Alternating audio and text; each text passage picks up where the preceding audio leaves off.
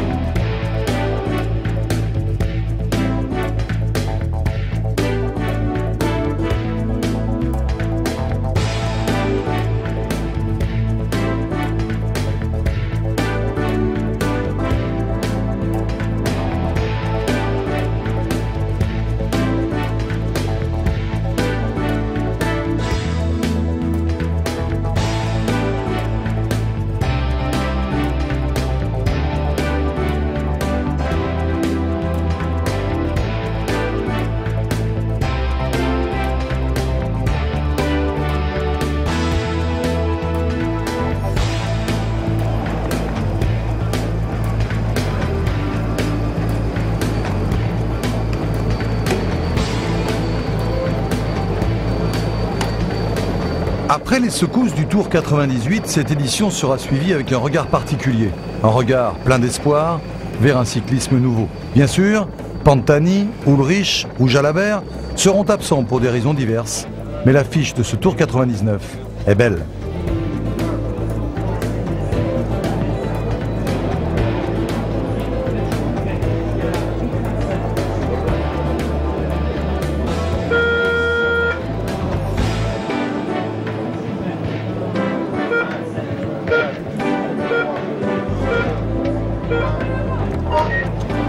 Sur la ligne de départ de ce tour, Bobby Julich, Abraham Olano, Alex Zoulet, Ivan Gotti, Richard Virenque, Fernando Escartin, Alexandre Vinokourov et Lance Armstrong.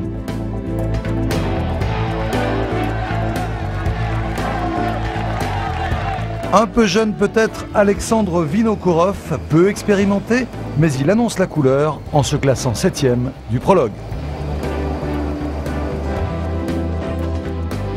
Le Belge Rick Verbrugge fait un peu mieux, 6e. Un peu décevant, Chris Boardman, on l'a connu plus performant, il laisse passer l'occasion, 5e temps. Le 4e est pour le Français Christophe Moreau, c'est bon signe pour un retour au premier plan. À la 3e place, Abraham Olano est déjà là. Les Espagnols rêvent de voir un de leurs compatriotes sur le podium. On en reparlera. Déjà 2e au Puy du Fou, Alex Zoulet ne sait pas encore que c'est le début d'une série, une très longue série.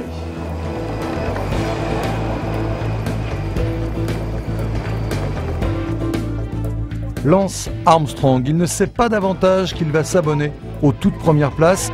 Là aussi, c'est le début d'une belle série.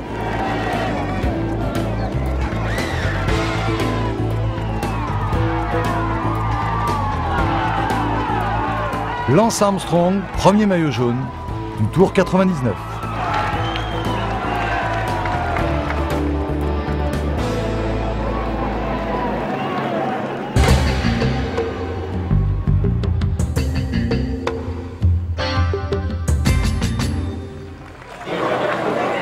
Si le public est très présent pour la première étape, le soleil, lui, aurait tendance à se faire un peu désirer. Stop! Départ réel donné. Les services de l'équipement nous signalent que la température est de 20 degrés. Le Tour prend sa vitesse de croisière, une vitesse déjà soutenue et qui jamais ne diminuera. Une des raisons, c'est la présence de coureurs de tempérament dans le peloton. Coureurs de tempérament comme Thierry Gouvenou.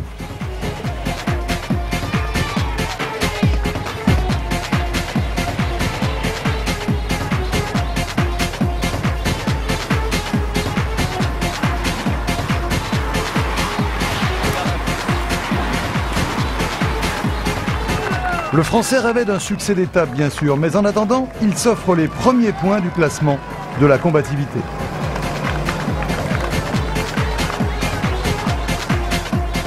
Une combativité peu payée, après 114 km d'échappée, il est repris par le peloton. Il faudra attendre encore la victoire française. Bien plus courte, l'échappée de Dirksens, le champion de Belgique, mais pas plus couronné de succès. Ce succès, il est promis à un sprinter.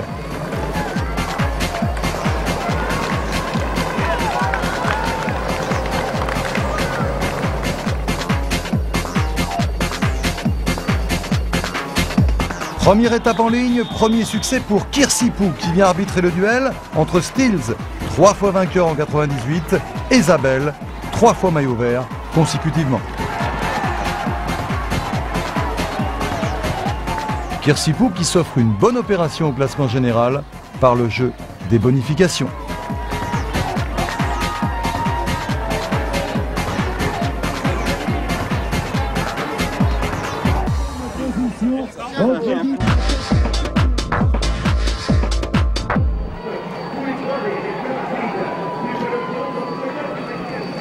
Au départ de Challans, Lance Armstrong est encore en jaune et il songe sans doute que la journée sera tranquille pour tout le monde. Il ne sait pas que quelques coureurs vont déjà perdre le Tour de France dans les heures qui viennent.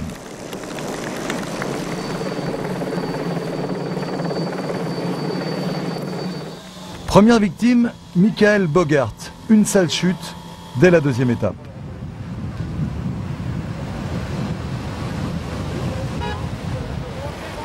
Comme si en coureur d'expérience il redoutait quelque chose, Jackie Durand prend le large avant le passage du Gois.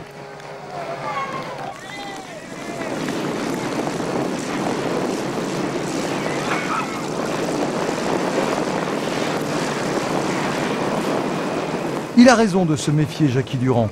On va apprécier la beauté du site, puis assister à une chute très lourde de conséquences.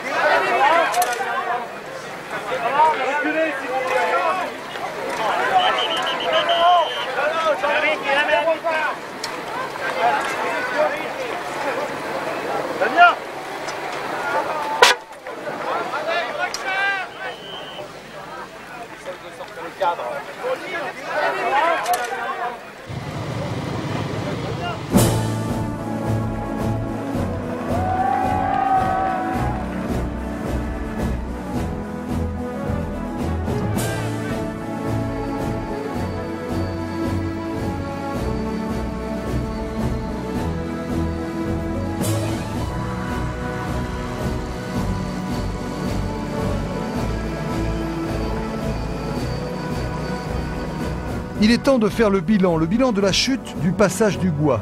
Dans le groupe de tête, on reconnaît quelques-uns des principaux prétendants au podium de Paris. Lance Armstrong est là, Dufaux également. Il y a aussi Olano et les Once décident d'en tirer profit.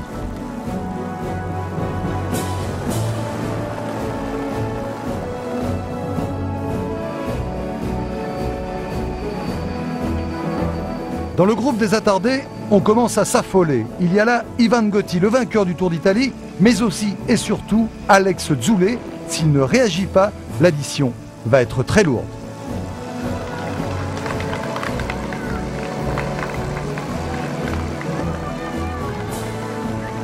À l'avant, Armstrong et Olano ont tout compris. Tant pis pour ceux qui ont été piégés.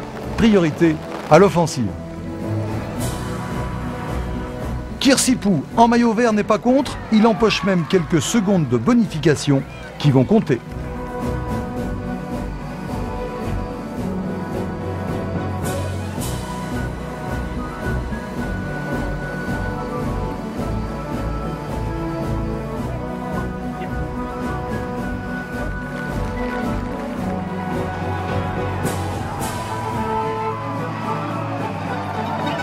Le sprint de Saint-Nazaire est beau. Il couronne Tom Stills et permet à Kirsipou de grappiller encore des bonifications.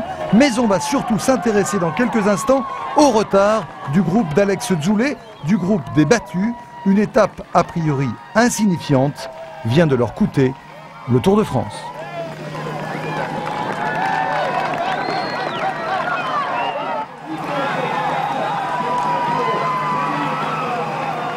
L'addition pour Zoulé et Gotti, 6 minutes 02.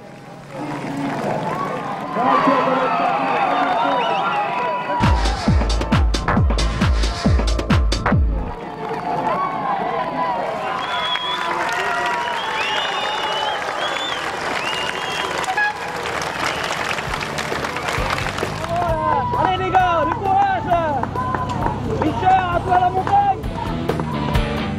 Entre Nantes et Laval, on va se remettre de ses premières émotions. Les baroudeurs du jour ont pour nom Frédéric Guédon et Giunti qui va le rejoindre quelques kilomètres plus loin.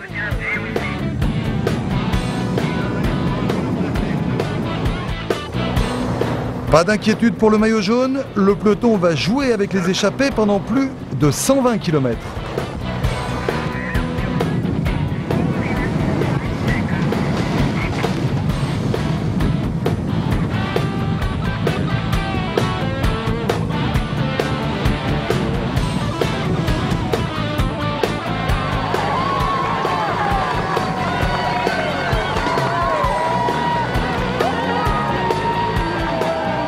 Mais dans ce tour 99, la règle du jeu semble claire. Ils sont trop nombreux à pouvoir gagner au sprint pour se priver d'arriver en peloton.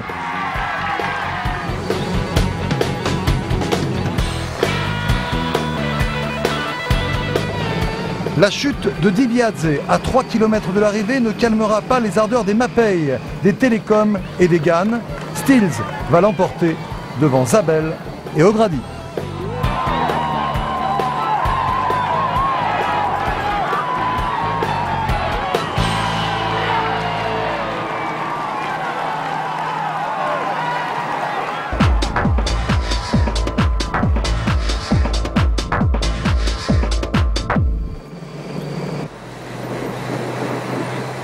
Si le peloton va si vite entre Laval et Blois, c'est parce que les coureurs ont l'esprit offensif, bien sûr.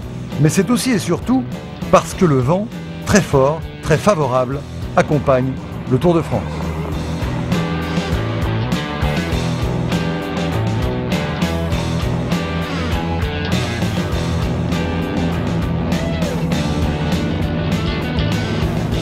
De ce groupe de 10 hommes, Morin et Mondini vont sortir. Ils compteront jusqu'à 6 minutes d'avance.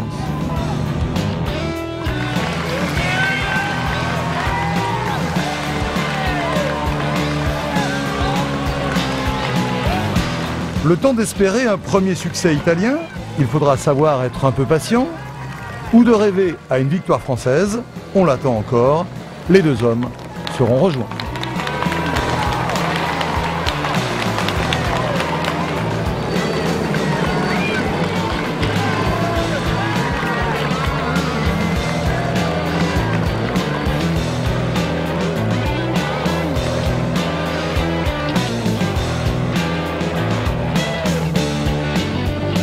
Place au sprinter donc, au seigneur de la vitesse.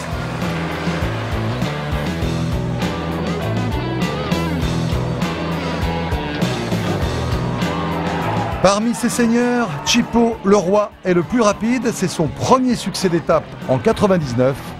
Série en cours. Mario Cipollini qui entre dans l'histoire une première fois en remportant l'étape la plus rapide jamais courue. Moyenne 50 km/h, 355.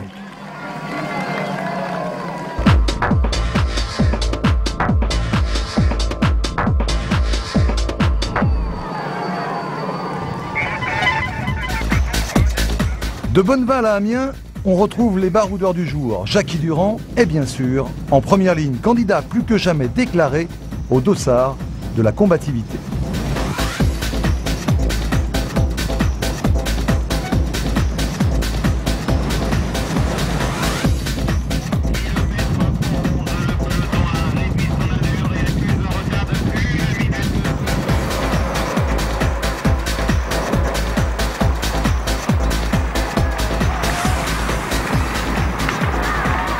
Mais le peloton n'en a que faire de la combativité. Il va revenir une première fois et il ne sera pas plus conciliant avec les attaquants suivants.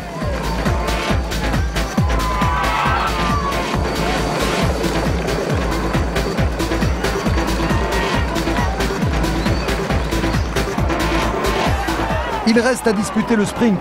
Rassurés par leur leader, les Seiko, tout en rouge, se lancent dans une belle démonstration. Vous pouvez prendre des notes. Chipo gagne son 2e succès consécutif dans un fauteuil.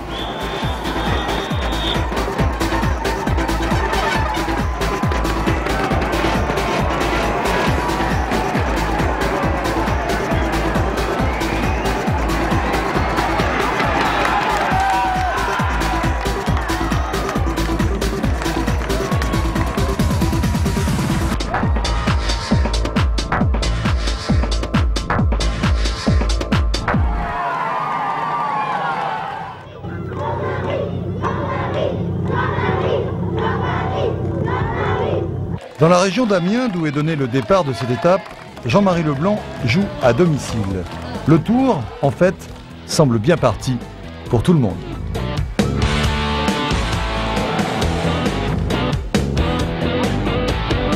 Dès le 28e kilomètre, un groupe de 23 coureurs se dégage, avec Armstrong et Vinokourov. Ses chances de succès sont égales à 0. Les grands leaders sont des passagers encombrants dans une échappée.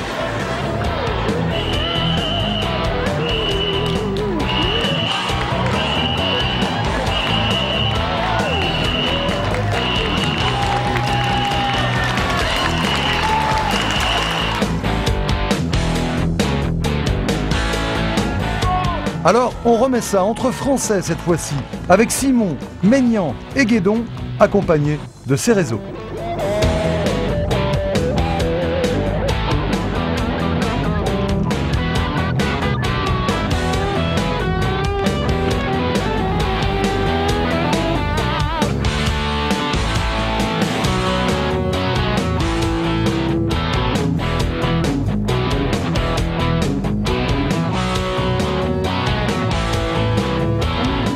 Repris à moins de 7 km de l'arrivée, ils n'auront pas plus de chance que les autres. On va vivre le 6e sprint du Tour, mais pas le moins mouvementé. Stills devance Cipollini et Zabel, mais les commissaires estimeront qu'il n'a pas gardé sa ligne. À vous de juger. Résultat, Stills est déclassé et Cipollini vainqueur de sa 3e étape consécutive.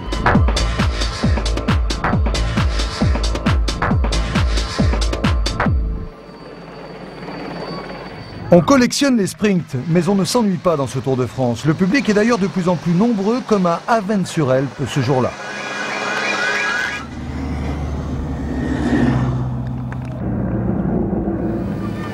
Le Breton et Eulot sont les 2 attaquants français du jour. Le peloton reste vigilant et Stéphane Eulot a compris qu'il est un compagnon gênant pour le Breton.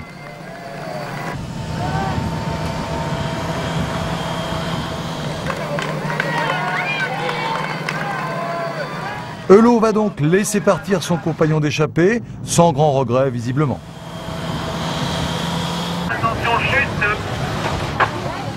Le Breton attaquant n'intéresse pas Zoulet. Zoulet trop occupé à se remettre d'une nouvelle chute. Zabel sera touché aussi.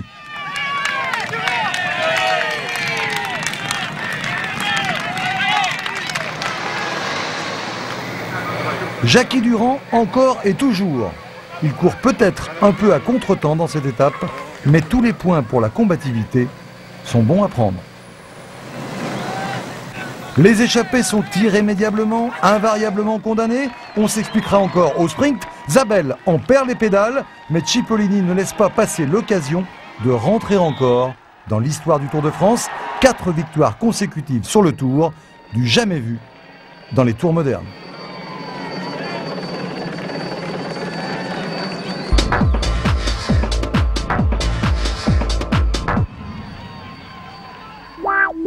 Contre-la-montre, repos et haute montagne. Voici le programme des 3 jours à venir. Les sprinteurs vont enfin laisser la place aux rouleurs, aux grimpeurs, comme Lance Armstrong.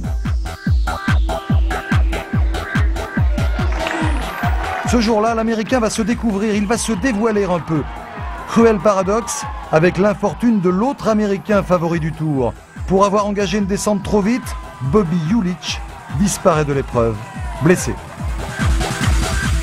Autre favori à la déroute, Michael Bogert, qui perd près de 9 minutes en 56 km 500.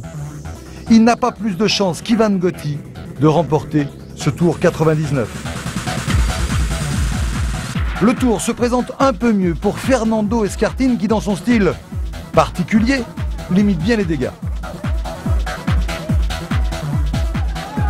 Même sanction pour Richard Virenque, pourtant gêné par les voitures. Il compte 7 minutes 21 de retard au général après la plaine.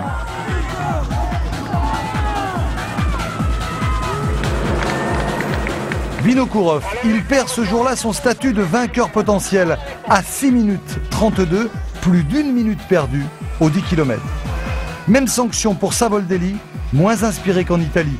Près de 5 minutes perdues pour Tonkov également. Les additions sont salées.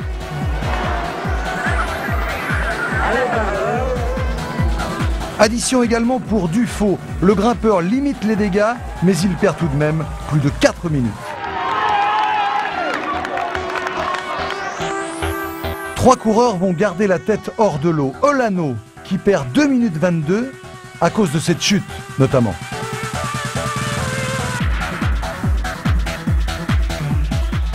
Olano, rattrapé, dépassé par Lance Armstrong. Un bel accessite pour Christophe Moreau. À 2 minutes 05 seulement, il est deuxième du classement général. Plus résistant encore, Alex Zoulet, dans la même minute que le vainqueur du jour, mais il a perdu tant de temps dans le passage du Gois. Le vainqueur du jour, on allait dire déjà le vainqueur du Tour.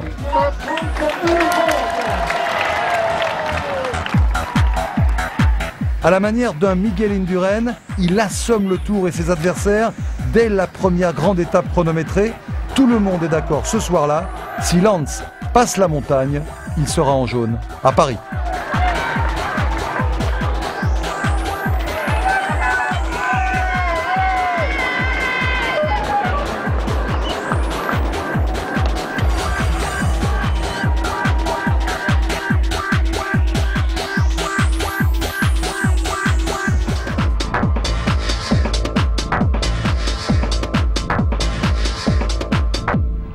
Depuis longtemps, Mario Cipollini a annoncé qu'il ne franchirait pas les Alpes. Alors en ce jour anniversaire de la naissance de César, cela valait bien un dernier salut.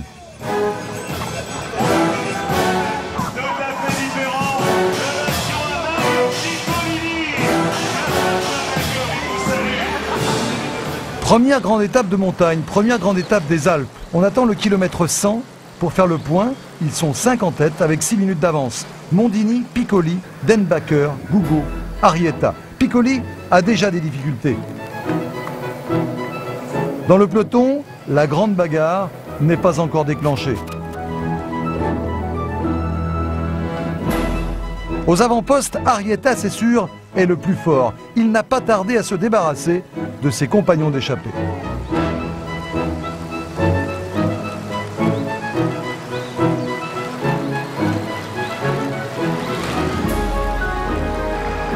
Derrière, les équipiers d'Armstrong assurent, pas d'inquiétude pour le maillot jaune pour l'instant.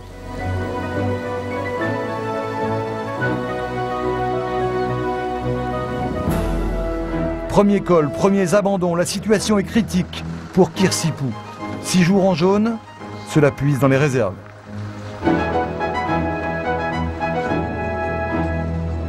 Le Tour va continuer sans son ancien leader. Cela ne trouble pas Arrieta au sommet du télégraphe. Il a pris les commandes. Dans le peloton, c'est Virenque qui va accélérer, comme pour indiquer ses ambitions. Elles sont avant tout blanches à pois rouge.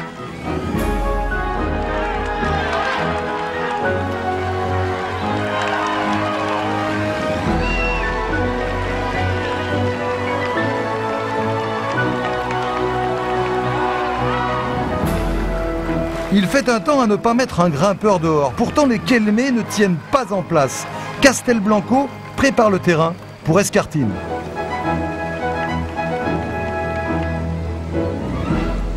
Armstrong est enfin attaqué. Attaqué par Escartine en personne. Bousculé par Richard Virenque également.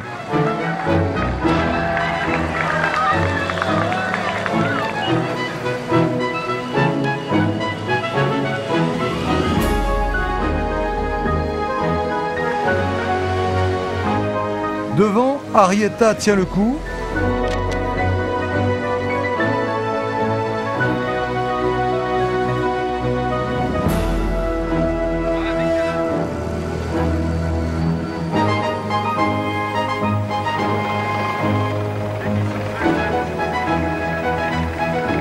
Au Galibier, Virenque prend quelques points supplémentaires au classement de la montagne. Le scénario aujourd'hui est très classique, trop classique peut-être pour l'instant.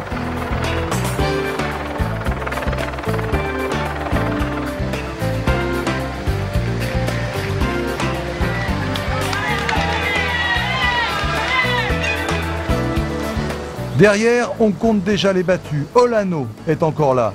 Et devant, le maillot jaune, lui, n'est même pas en danger. Il suit sans peine le mouvement imposé par Virenque notamment. Au sommet du Mont Genèvre, Virenque, Escartine et Dufaux vont s'en remettre à l'ultime ascension vers Sestrières pour enfin attaquer Armstrong.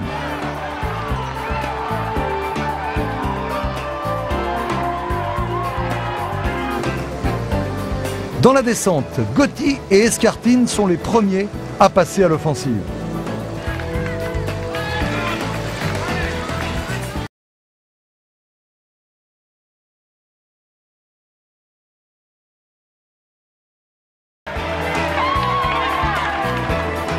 Comme au Puy du Fou, comme à Metz, Alex Zoulet va s'afficher comme le dauphin. Les autres ont pris un grand coup sur la tête. Il y a Armstrong, il y a les autres.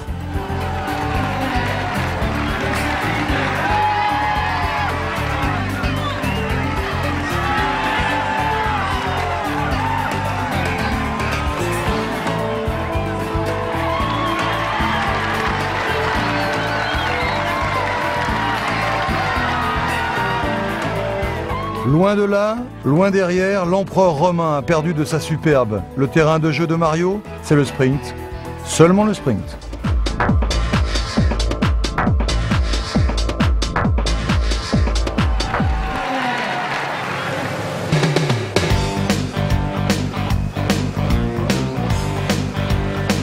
Les plus fins observateurs auront remarqué en ce 14 juillet que les Français sont toujours bredouilles sur le Tour 99. Le programme est superbe, entre Sestrières et l'Alpe d'Huez, et le peloton, malgré ce sprint pour les points de la montagne, a décidé de ne pas déclencher les hostilités tout de suite. On passe le sommet du Mont-Cenis en groupe. Ce rythme tranquille fait tout de même déjà des victimes. Parce qu'il souffre de l'estomac, Axel Merckx arrête là.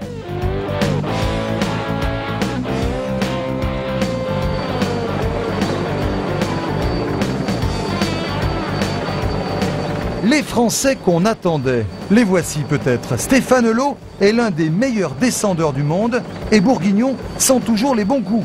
Les voilà partis dans la descente du Mont-Cenis avec, semble-t-il, un certain assentiment du peloton.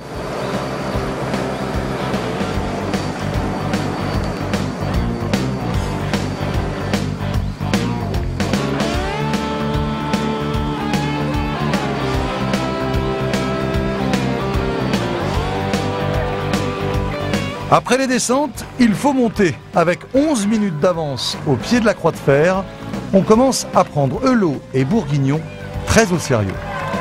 Les deux hommes se connaissent, s'apprécient, se relaient. Au sommet de la Croix de Fer, ils sont toujours ensemble. Meyer est à 4 minutes 55. Le peloton, lui, compte encore 6 minutes et 12 secondes de retard.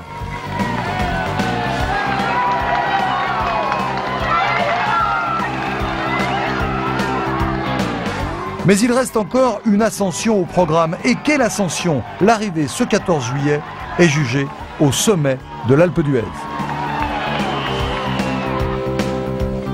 Simon, Etchebarria et Hertz sont partis en contre. Le panache du champion de France, ce 14 juillet, méritait bien ce clin d'œil.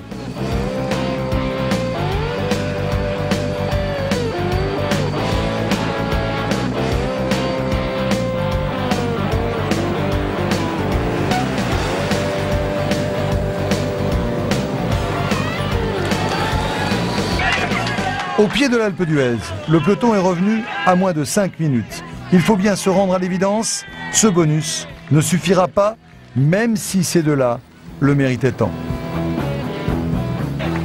Les attaques d'Escartine contre Lance Armstrong n'arrangent rien aux affaires des échappés. Tonkov se montre enfin à sa juste valeur. On va vite dans l'ascension de l'Alpe d'Huez. Dzoulé, une nouvelle fois, participe au combat des chefs. Armstrong ne va pas craquer, Virenque non plus.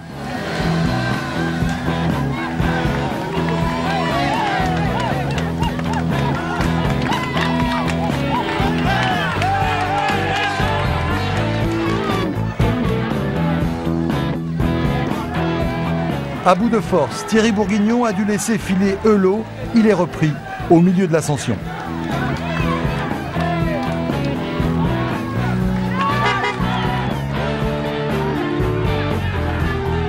Tous les regards sont tournés vers Lance Armstrong. Armstrong qui affiche une sérénité très américaine. 5 km de l'arrivée à l'Alpe d'Huez, il faut se rendre une nouvelle fois à l'évidence. Stéphane Eulot va être battu, son effort demeurera gratuit. À l'Alpe d'Huez, les grimpeurs ne partagent pas.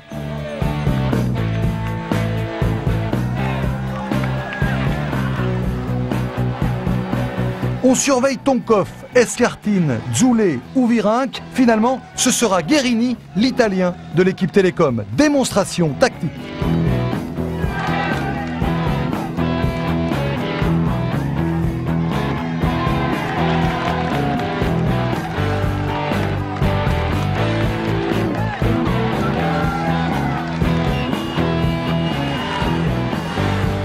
Autre démonstration moins cycliste celle-là, les dangers de la route pour les champions quand les supporters veulent se faire photographes.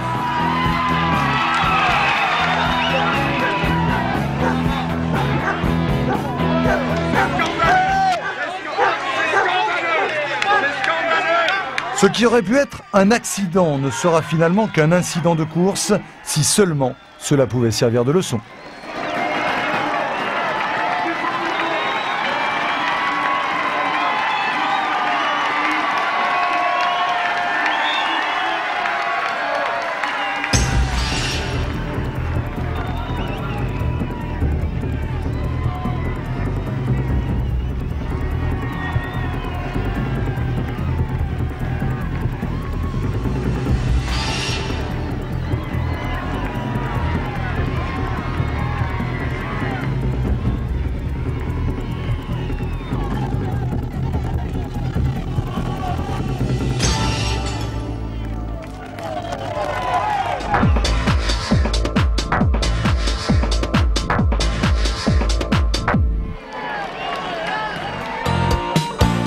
De Bourdoisin à Saint-Étienne, on se lance dans ce que certains appellent les étapes de transition entre Alpes et Pyrénées. Ce sont invariablement des étapes de grande qualité parce que le peloton ouvre ses portes. Il ouvre ses portes aux baroudeurs. Les 7 élus du jour sont Lefebvre, Belly, Vinokourov, Forconi, Konitschev, Dirksens et Verbrugge.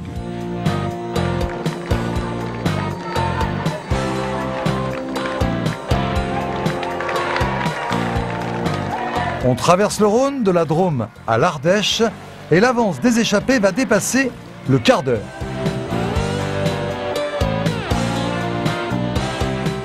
Il reste à désigner le vainqueur parmi les 7. Ce sera celui qui vient de repérer au mieux le parcours. Ce sera le champion de Belgique, Ludo Dirksens.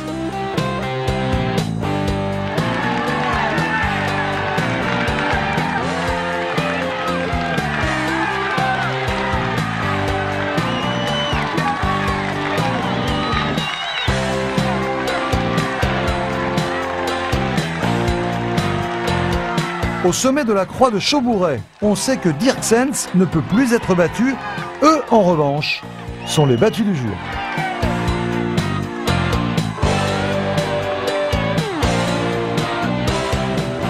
Dirksens va inscrire son nom au palmarès des vainqueurs d'étape du Tour de France, mais il quittera le Tour dans des circonstances moins glorieuses quelques jours plus tard pour avoir pris un produit à base de corticoïdes sans en informer les instances du cyclisme international. Compliqué et un peu trouble, la seule affaire de dopage du Tour 99.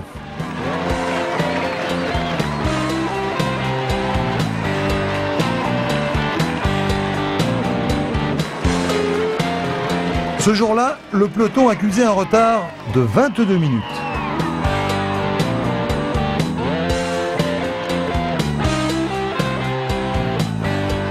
Chez les Verts de Saint-Étienne, O'Grady n'a pas tremblé pour son maillot, ce sera pour plus tard.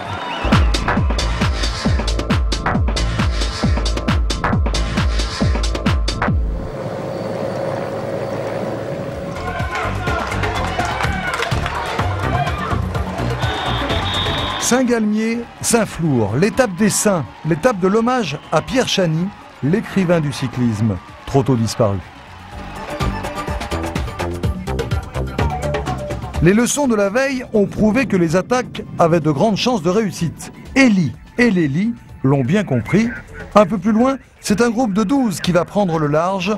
On y retrouvera encore le champion de France.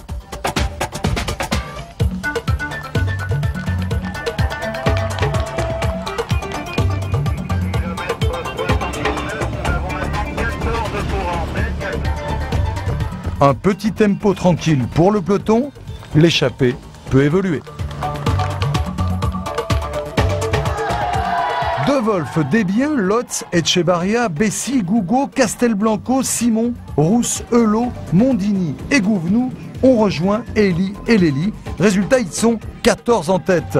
Les plus tricolores auront remarqué qu'ils sont 7 Français. Alors, ce serait enfin le grand jour. On n'a pas le temps de se poser la question. Etchebarria y répond déjà.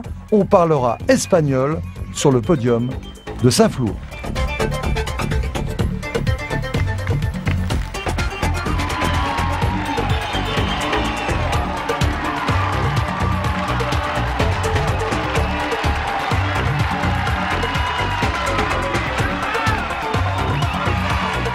Les supporters des Français se consolent comme ils peuvent avec la 2e place du champion de France, François Simon.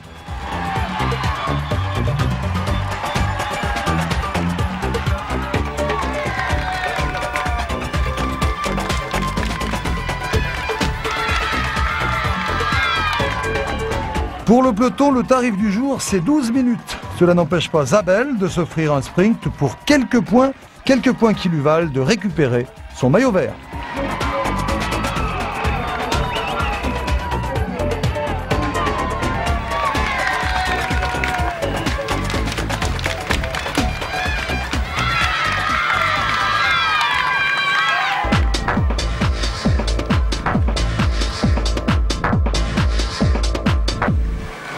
Saint-Flour, Albi, la plus longue étape du Tour 99, 236 km 500.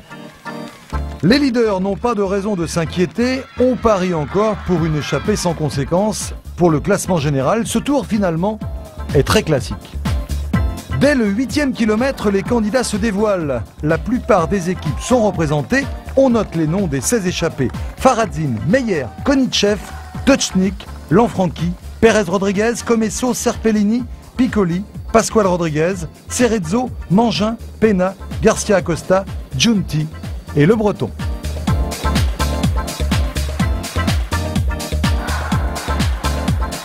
Le peloton ne trouve rien à redire, l'ambiance est plutôt au sourire. Les anciens Festina se disent sans doute qu'une page est en train de se tourner. Dans le groupe de tête, plus l'arrivée approche et plus on devient nerveux. La première attaque est espagnole, la deuxième, la bonne, est italienne. Elle est l'œuvre de Comesso.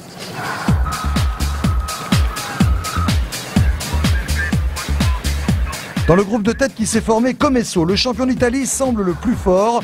On s'expliquera entre Italiens à Albi, on s'expliquera entre Serpellini et Comesso.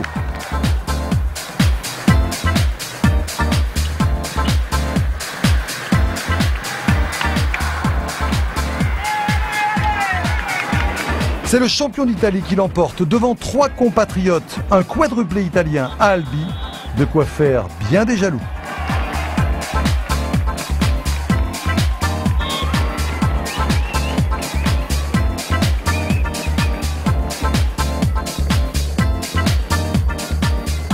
Pour le peloton, le tarif du jour, c'est 22 minutes.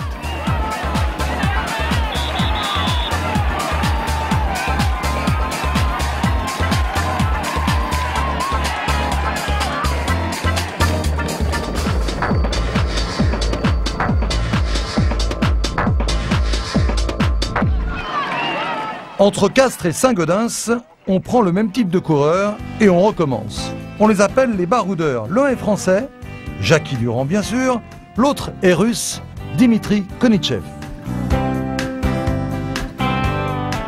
Ils ont attaqué au kilomètre 9.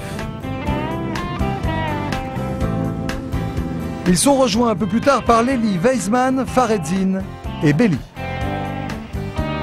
Le peloton, lui, prend le temps d'apprécier le paysage du côté de la grotte du Mât d'Asile.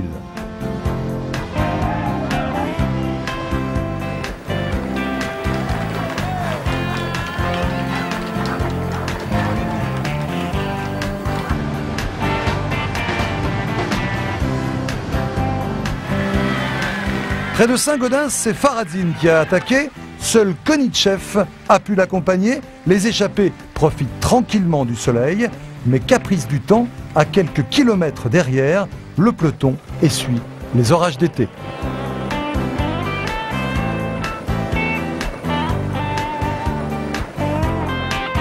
Le vainqueur du jour sera italien ou russe. Et pour une fois, les Italiens sont battus.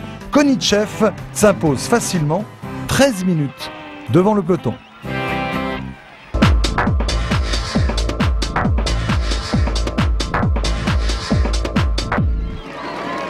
Il fallait bien un jour de repos pour préparer la première étape pyrénéenne. Ce sera peut-être la plus belle de ce Tour 99 et cela, on le doit au Kelmé de Fernando Escartin. Il n'accepte pas sans réagir la domination de Lance Armstrong et le spectacle devient superbe.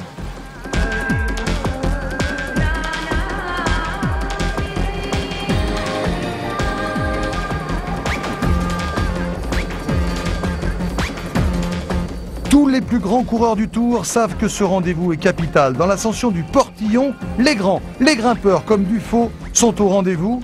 Premier exemple, Dufaux, mais aussi Meyer et Virenque.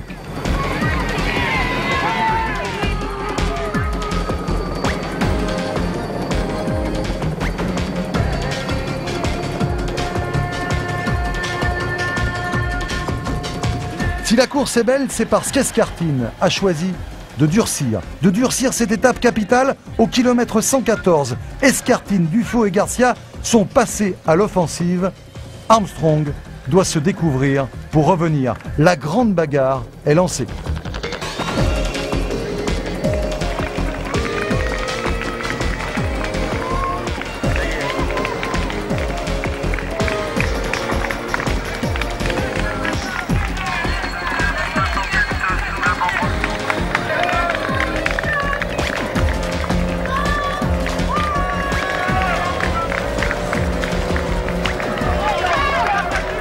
Richard Virenque conforte son maillot à pois, mais à l'avant, Escartin, Dufaux et Garcia ont rejoint les éclaireurs du matin.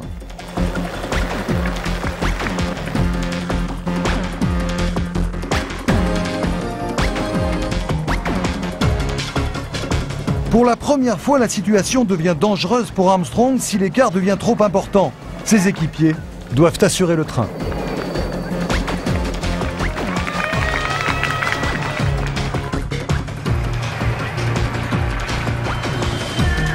Devant, Escartin en rajoute encore. Elie et Van de Wouver passent en tête au sommet de Peyresourde, mais c'est Escartin qui fait la bonne opération avec plus de 2 minutes d'avance sur le maillot jaune.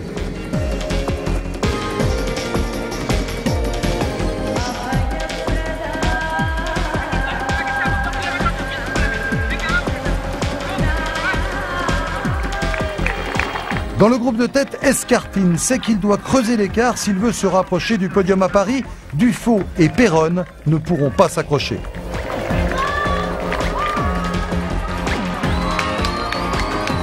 Au sommet de Val-Louron-Azay, Escartin a définitivement choisi la solitude. Maintenant, il va falloir tenir. Pour la victoire d'étape, Dufaux et Péronne sont battus. Mais derrière, Garcia, Elie, Van de Wouver sont toujours intercalés, tandis qu'Armstrong reste à une distance raisonnable. Zoulet va devoir rouler maintenant pour la 2e place. L'Américain va en tirer profit.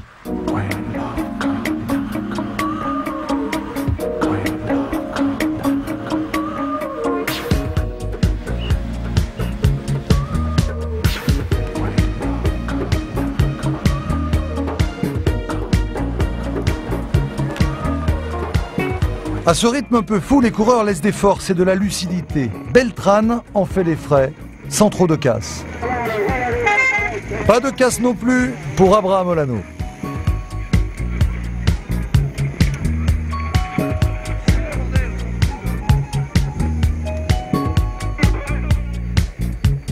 À l'avant, la course est passionnante. On va suivre bien sûr le final d'Escartine, mais on mesure d'abord les dégâts du côté d'Armstrong et Virenque. Le maillot jaune sait sans doute que cela ne va pas assez vite. Il faut maintenir l'écart d'Escartine, ne pas le laisser prendre des proportions trop inquiétantes. Alors, il accélère et c'est de plus en plus dur pour Richard Virenque. Zoulet, lui, s'accroche pour décrocher le podium. Escartine, lui, n'a que l'étape en tête. Elle va lui être offerte malgré les efforts du maillot jaune.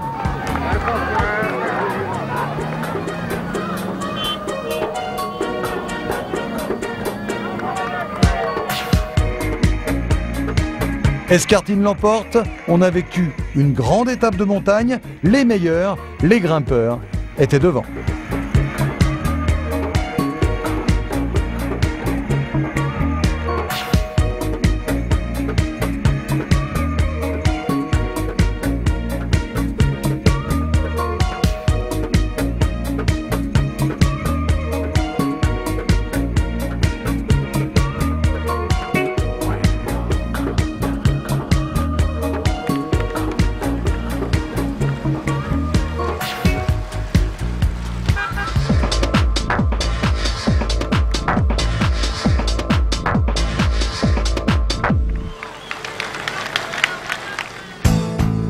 Dernier épisode de montagne entre Lannemezan et Pau.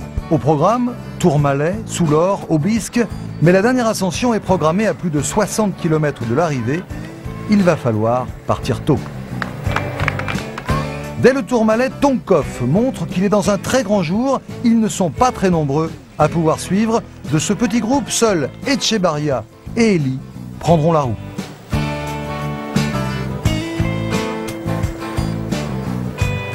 Derrière eux, Virenque et son équipe ont durci la course. Cette deuxième étape des Pyrénées, c'est le dernier test sérieux pour Lance Armstrong.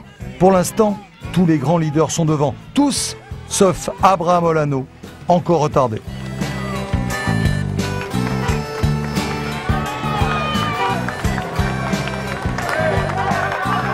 Devant, pas de suspense. Tonkov est le plus fort. Il ne réclame aucun relais et emmène Elie et Etchebarria.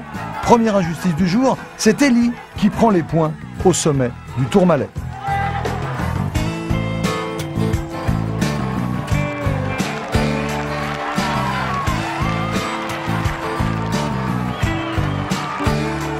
Dans le groupe maillot jaune, les visages commencent à être marqués. On passe au sommet dans cet ordre: Escartine, Armstrong, Livingstone, Zoulet, Dufaux, Virenque, Contreras, Guérini, Belli, Touchnik et Vinokourov. Dans le groupe des trois échappés, Tonkov laisse enfin Elie mener dans la descente. Les trois hommes comptent encore 2 minutes d'avance.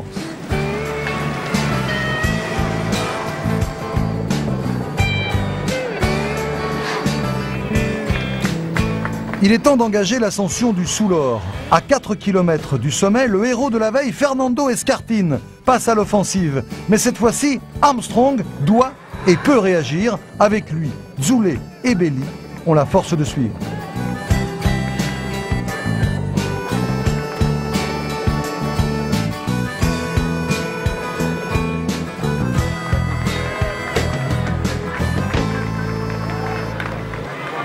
Piégés par l'attaque d'Escartine, Virenque, Dufaux, Olano vont devoir s'organiser pour tenter de revenir. Gougo tente de ramener le groupe Virenque, mais l'écart grandit.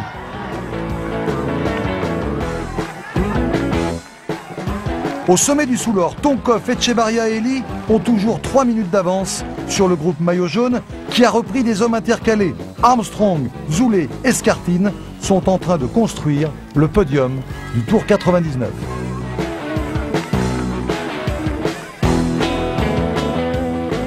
Avec 4 minutes et 15 secondes de retard, le groupe Virenque, Dufaux, ne court plus que pour les accessites.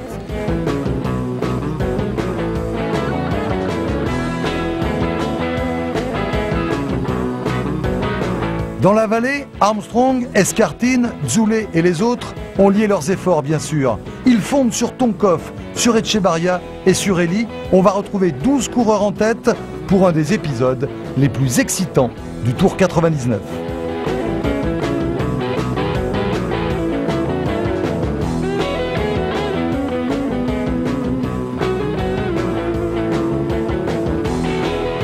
Les plus forts sont là, Zoulet et Armstrong scellent la paix des braves. Il reste à désigner le vainqueur de l'étape. Tonkov a tant travaillé depuis qu'il a déclenché l'offensive dans le Tourmalet qu'on aimerait le voir gagner, mais il est devancé par ce petit groupe dont Etchebarria, le plus économe, est aussi le plus rapide.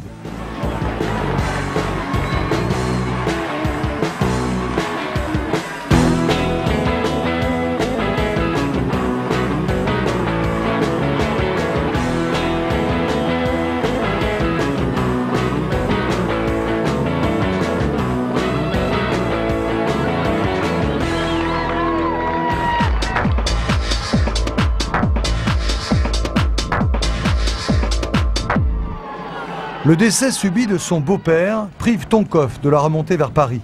Ils sont 141 au départ de Mourinx, c'est 141 que l'on retrouvera sur les Champs-Élysées. Au kilomètre 45 d'une étape qui en compte 200, ils sont déjà 8 hommes en tête. Barbero, Bolz, Devel, González Galdeano, Vogels, User, Eulot et Dacruz.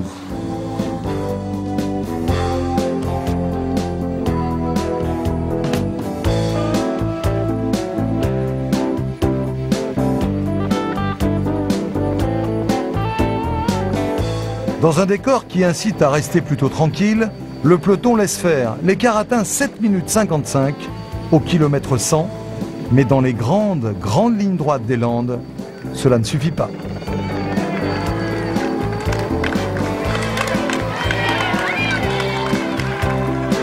Les dernières tentatives de User ou de Dacruz n'y changeront rien. La montagne passée, les sprinteurs se sentent revivre.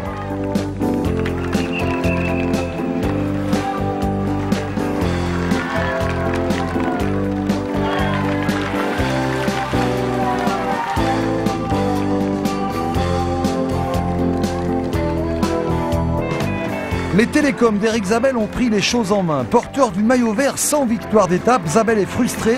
Celle-là, il la veut. Malgré la chute d'Ogrady, qui assure à Zabel le maillot vert jusqu'à Paris, l'Allemand va encore échouer. C'est Tom Stills qui l'emporte devant McEwen. Zabel, en vert, n'est que 3e.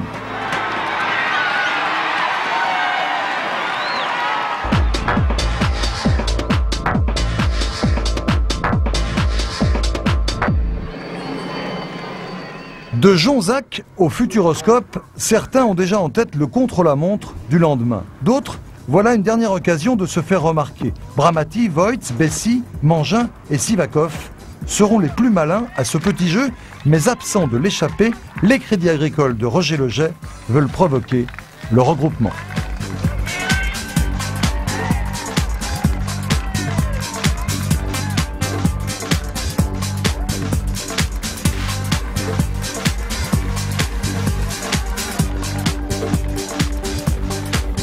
Ils vont y parvenir au kilomètre 131, même si Bessy, le jeune Français, poursuit l'aventure en solitaire.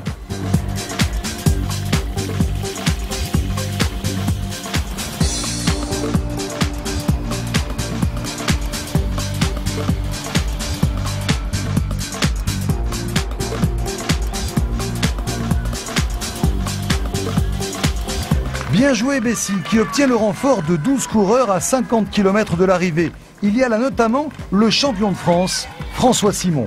On reconnaît aussi Jean-Cyril Robin, Thierry Bourguignon et Claude Lamour.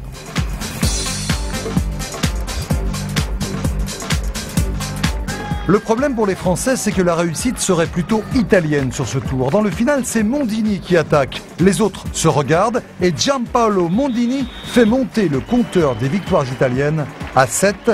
Jean-Cyril Robin, deuxième, n'apprécie pas vraiment. Avec 3 minutes de retard, le peloton est réglé par McEwen. À suivre.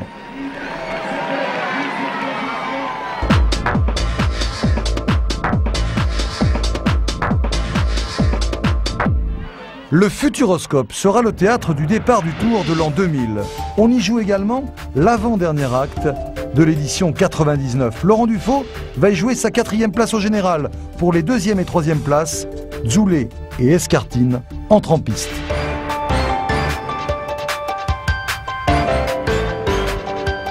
Autre défi pour Richard Virenque, qu'il s'agit de s'accrocher à la 5e place. Mission impossible face aux rouleurs. Il trouve ses satisfactions dans ce 5e maillot à pois ramené à Paris. Mission accomplie pour Dufaux. Il perd plus de 4 minutes sur le vainqueur du jour, mais résiste au retour de Casero et Olano.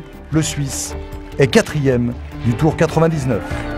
22e dans une spécialité qui n'est pas la sienne, Escartine abandonne la 2e place du général. C'est logique.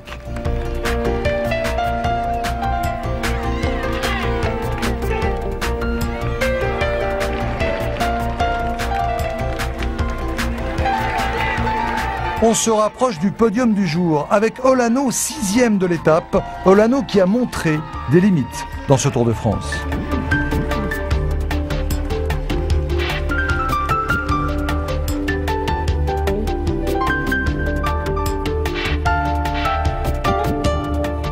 Cinquième de ce contre-la-montre du Futuroscope, Rick Verbrugge. Comme si le Belge, qui finit très frais, prenait rendez-vous pour les années futures.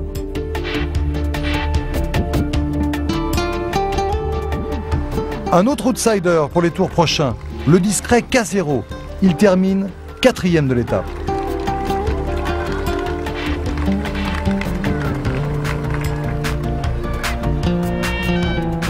Compte tenu du travail accompli pour Armstrong, la 3e place d'Hamilton prend une valeur particulière. On appelle ça un équipier de grand luxe.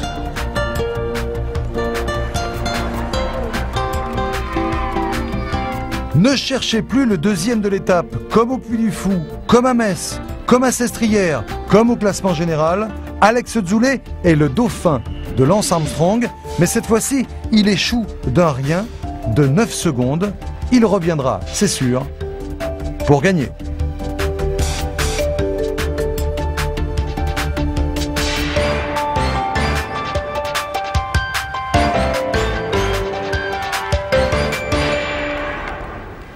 Lance Armstrong qui double Escartine, c'est un nouveau symbole. L'Américain, un peu moins dominateur qu'à Metz, s'est fait un point d'honneur à gagner l'ultime contre-la-montre avec le maillot jaune sur le dos, histoire de chasser une dernière fois le doute.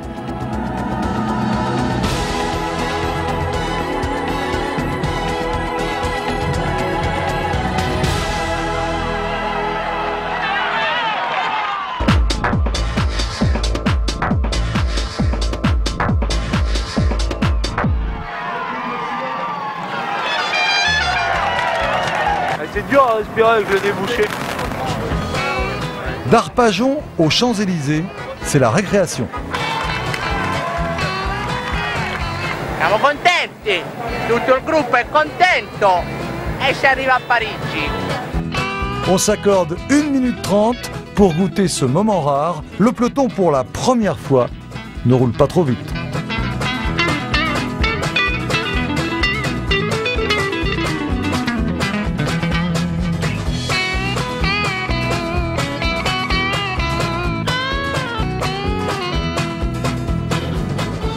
Armstrong et ses équipiers ont voulu respecter la tradition. C'est le patron du peloton qui entre dans Paris. Ensuite, le grand spectacle des Champs-Élysées peut commencer.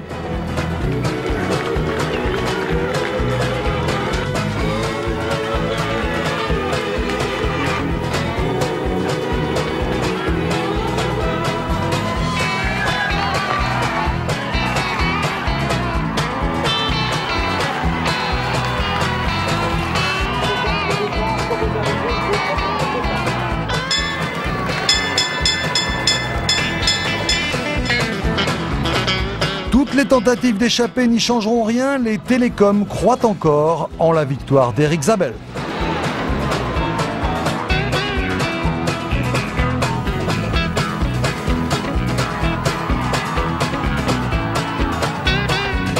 Jabel en maillot vert est bien placé par ses équipiers, mais une fois encore, il trouve plus fort que lui. C'est McEwen, l'Australien, qui le passe sur la ligne.